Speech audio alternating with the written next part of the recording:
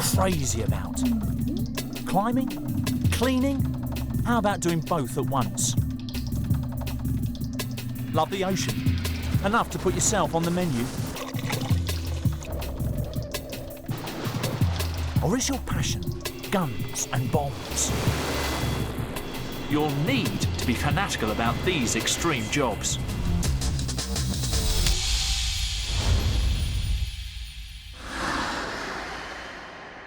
You don't need to be a member of a cult to have something meaningful in your life. If you're a fan of climbing, grab a sponge, as there's a job 300 metres up. Of course, if it's that easy, why isn't everyone doing it? Go, go, go! Welcome to Kuala Lumpur, the capital of Malaysia. Here, the tiger economy has transformed the skyline. The Petronas Towers, once the tallest buildings in the world, are just one landmark in this booming city. So there's a huge demand for workers like Akmel Noor. He's a window cleaner. But this job is more fanatical than it sounds. Mostly people call us Spider-Man, you know? How high is it? Probably close to 79 floors. Scary, yeah? Wow. Yeah. First time, man. I wonder what it's gonna be like up there. The architects were fans too, of bamboo. This building does not look like any other building. Well, it looks like a bamboo shoot, you know? It is so weird looking. It's totally different from any other building you've seen in KL. Hey, that's the guy. Like mountains, every building provides a new challenge. Hello, good morning. Standing 310 metres and 77 stories high, this is the Menara Telecom Tower. But try cleaning the windows. Akmel and his buddy Lin take 2 elevators and 4 sets of stairs to reach the roof.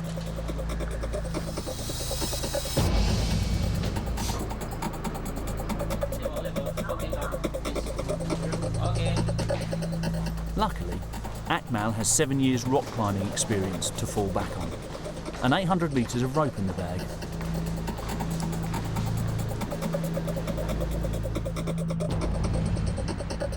Very dangerous if you're doing climbing. So, is there any precaution you have taken to climb to this building? Yes, we're going to use 2 ropes, one for working and one for safety. The windows had never been cleaned by rope access, so it's over to Akmel to write the instruction manual.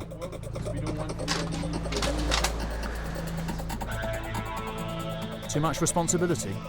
For him, it's a perk.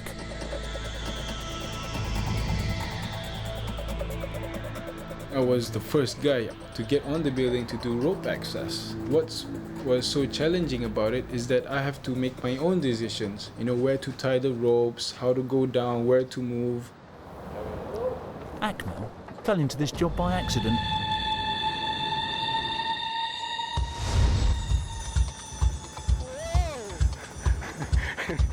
That's it, man. So me and my best friend, we were hanging out, and then his father, who works with the sports ministry, told us that if we wanted to go and see people do rock climbing. After just by doing one climb, we liked it so much. So we've been going to the cliffs every day for the past 7 years. A friend told me, well, how long are you going to do this climbing thing? You know, where are you going to get your money for your future, you know?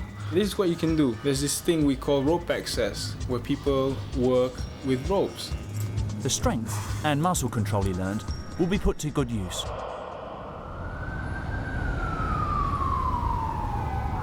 The lazy way to clean a high-rise is from a gondola, moving safely from one window to the next. But as architects become more ambitious, rope climbing cleaners are a must. Gondolas will be out of the question on some parts of the Menara Telecom. There's nowhere to hang them. Akmel will need a crew of 10 other climbers. Estimated duration of the job? 2 months. First, I have to go and recce the building, and then I will know what to bring along, what type of equipment to use. You know, with ropes, we have 2. One is for working rope, and one is another safety rope in case if the working rope fails or torns or damaged, and then we have another line to back up.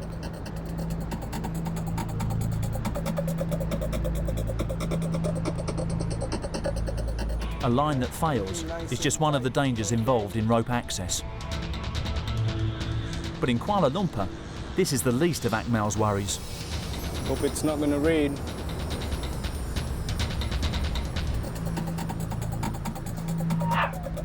Would you be brave enough to go over the edge 50 stories up? Only 2 ropes and his trusty assistant stand between him and the ground. But he's got a rare personality to suit the job. Window cleaning in it, whoosh, you know, it's an experience. Everybody's so small. The people, the cars, they're all like ants walking around.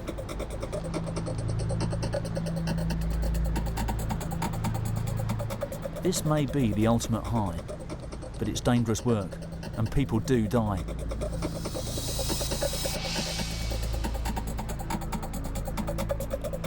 If a rescue situation were to happen, we always have extra equipment.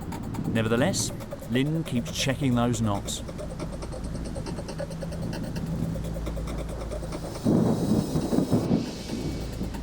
But at a sticky 80% humidity for most of the year, storms come thick and fast.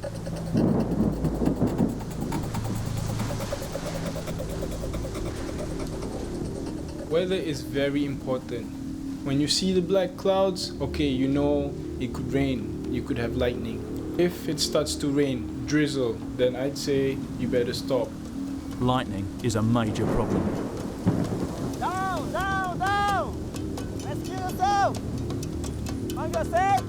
Are you safe? Skyscrapers act as conductors. Are you safe? Rooftop lightning rods keep people safe inside. But on the outside, it's another story. If Akmel had been on the neighbouring building, he could be dead. Oh, so if you see a lightning, I think you should get off the ropes.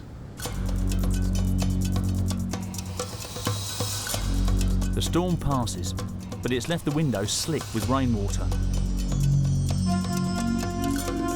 Akmel is up for anything, as long as it involves climbing. Rope access climbing is in me. Without it, I don't think I will live well. I need to climb something. If I just sit around and, I'm gonna go sick. So I need to move, I need to go out and climb and clean something, get on a building. Because these 2 things are part of my life now. You feel like you're on top of everything, you know. Here is one man who's made his passion pay. The winning formula for this trade seems to be natural talent plus mental agility. Akmel's got a gleaming CV to prove it. But first, for some, gross misconduct at work means getting the sack. For others, it means being eaten alive. Interested? In Australia's Southern Ocean, prepare to meet a man who knows what death looks like, and it's got big teeth. Andrew Fox is a shark scientist, specialising in great whites. The salary is minimal and at times non-existent. You'll need at least a degree in biological science and a strong heart. Arguably, you've got more chance of ending up as the MD of a Fortune 500 company. This job is elusive, just like the sharks. Carcharodon carcharius, the great white.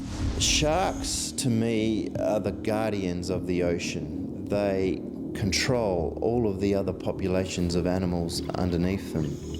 It's Andrew's job to find ways to keep sharks and humans apart, off the shores of Adelaide, where he lives with his wife and child.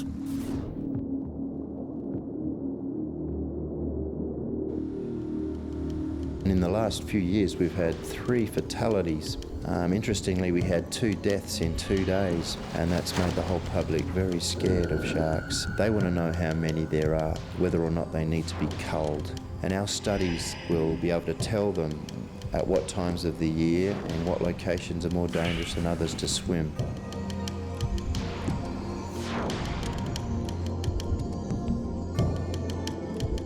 He knows firsthand the damage a great white's 300 serrated teeth can do.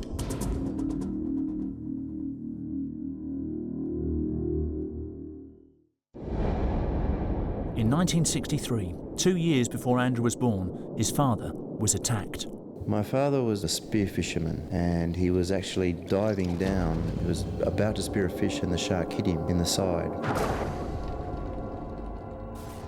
And they were able to stitch him up with 460 stitches. Since his attack, he's very much involved with many of the films and research on sharks. It obviously didn't put off his son either. Despite the macabre glamour of a shark attack, like any job, this one is mostly hard work and drudgery. You'll need to invest thousands of hours number crunching, writing reports, even begging for funding or equipment. And after all that, the animals often don't even turn up. Chum helps.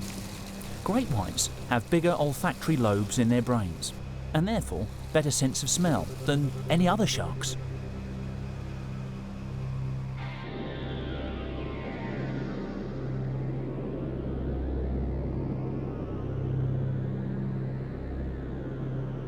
Shark science isn't just a man's game. Kristen Jensen is a fellow enthusiast. Winning clean, just forward of In shark research, as in many other fields, who you work with can determine whether you succeed or fail. Technology helps, like these new tagging guns, which attach transmitters and will upload the shark movement data to a satellite in 3 weeks' time. Shark research is expensive, and few things are harder to do than to get someone else to pay to satisfy your curiosity.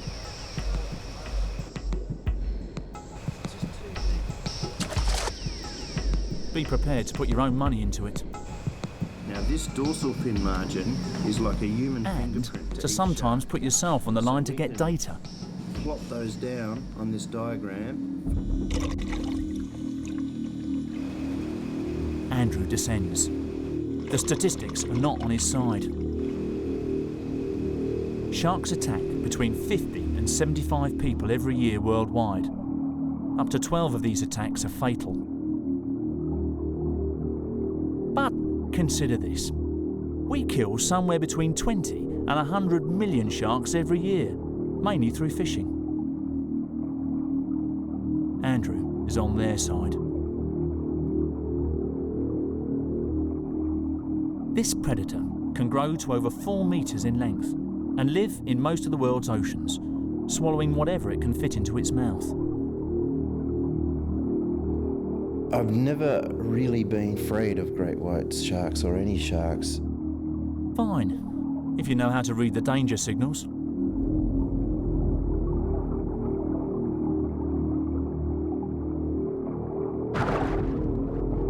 Some sharks arch their backs and drop their pectoral fins or crunch their jaws, and little signs like that can tell us that they're starting to become more aggressive and they're the sharks that are dangerous.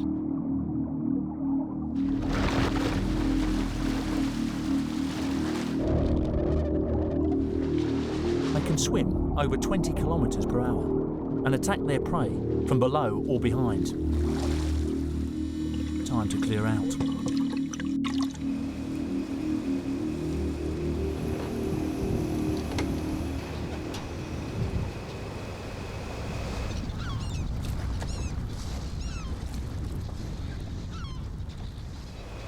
Andrew and Kristen head for Neptune Island, a known great white hotspot.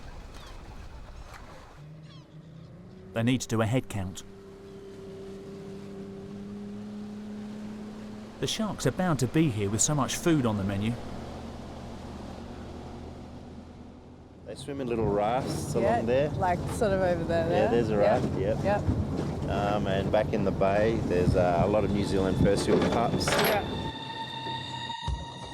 While adult seals teach their pups to swim, the great whites move in for the kill. Nothing can stop them. Bad news for the seals, but great for the scientists.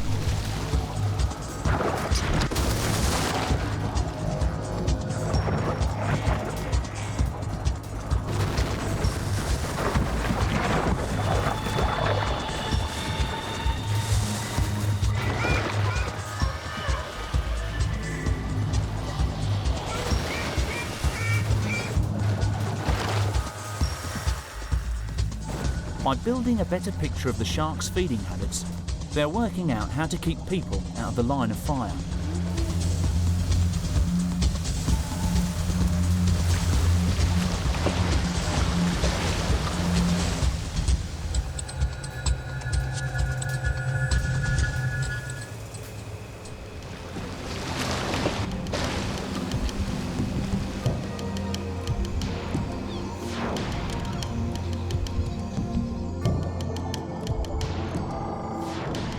Andrew and Kristen work long hours for little pay, risk being maimed or killed. They can say they love what they do.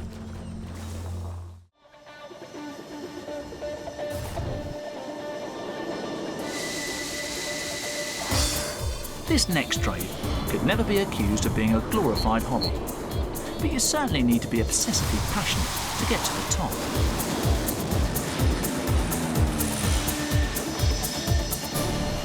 You are about to get the inside track on what it means to be an ordnance expert on an aircraft carrier. Somewhere in the Pacific Ocean, exact location classified, a warship prepares for battle.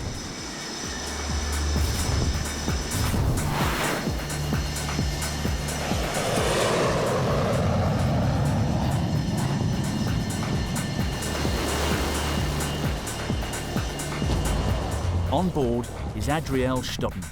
She's responsible for a multi-million-dollar cache of weapons. I decided that I wanted to be in a more special elite group than just like the Army or the Navy. You only need 15 weeks classroom training to learn the ropes of this trade, but it takes a lifetime to perfect it. At 6 a.m, she starts her 12-hour shift. Today's job sheet states logging and manoeuvring warheads from the arms deck onto the jet fighters. There are 12 F-18 fighters in her section. On average, she will arm them with 80 missiles a day. Some of them weigh up to 1,000 pounds. We have a hoist to help load, like with pulleys and stuff. And a lot of the smaller ones we just put up ourselves. It's a stressful combination of manual labour and mental agility, calculating risks and loads. It's hard and dangerous work, but for Adrielle, it's more than just a job. It's a vocation. I wanted to join the Marines ever since I was little. All those commercials and stuff about the few and the proud. Over 88,000 tonnes of explosives were dropped during aircraft sorties in the Gulf War. The Ordnance Department has the job of stocking up on joint direct attack munitions. These are the smart bombs that use GSM locators to lock onto their exact target. People obviously think that, girls wouldn't be lifting ordnance and stuff, but there are a lot of us who are nowadays. Like 10 years ago, it wouldn't have been something that we did, but now we are part of a team, and that's all it takes is, a good, strong team, whether it's male or female. To be an ordnance expert, you'll need to lead from the front. That means staying focused and making decisions. Even one mistake could mean people die.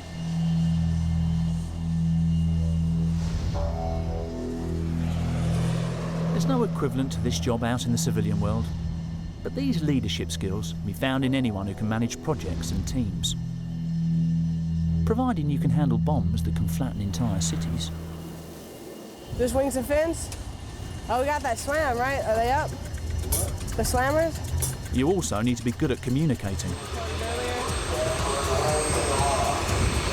We come back here and we check it out from these guys right here, G1. They issue it to us and we take it out after an inspection to make sure that there's nothing wrong with it. And we take it and load it up on the jets. We're about to go do that right now. Adrielle is also trained to defuse and dispose of a huge variety of bombs.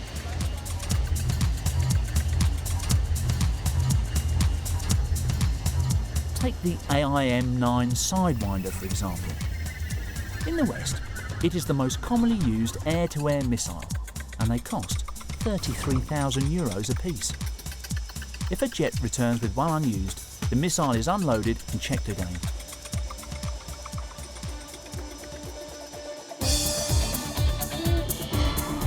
So far, there's never been an accident on this warship. Responsibilities are immense. It's a tough job, made even more difficult by being at sea. The 18,000 square metres of deck are never still, even in good weather, and planes are constantly taking off and landing. Ready front, ready back, bring it up, right shoulder. The drill is repeated exactly the same way every time. Don't apply for this job unless you can learn to do things to the letter. One slip-up would mean the death of over 5,000 crew members. Aft, forward, aft, hit your roll, wings and fins. If a missile is loaded incorrectly because of mistakes on the ground, there's little a pilot can do flying at speeds close on Mach 2.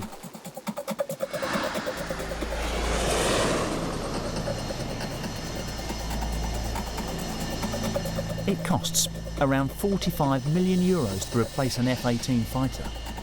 But what price do you put on a pilot's life?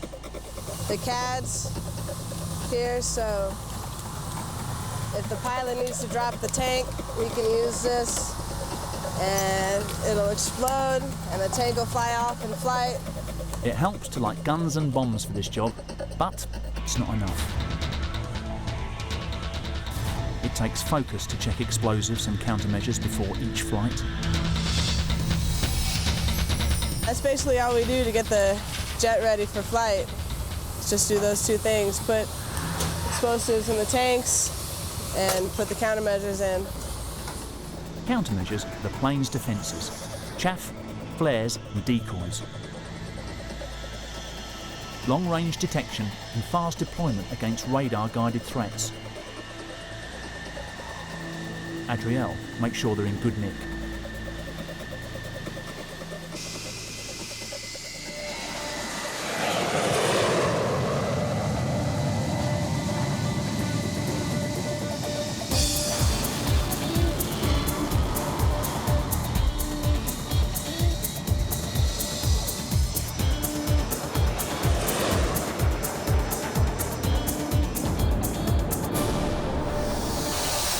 The job on deck done, as an ordnance expert, you'll probably go and bone up on ever-changing arms technology. And then there are all the meetings about battle strategy to attend. Don't apply for this job if you like to put your feet up.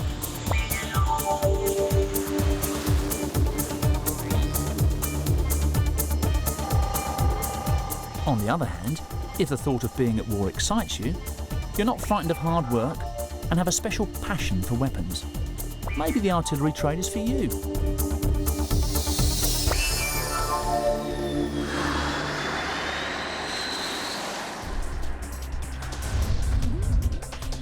Three jobs requiring different kinds of fanaticism. A career on board may be more sane than one overboard. But the high-rise window cleaner has to be the craziest passion of all.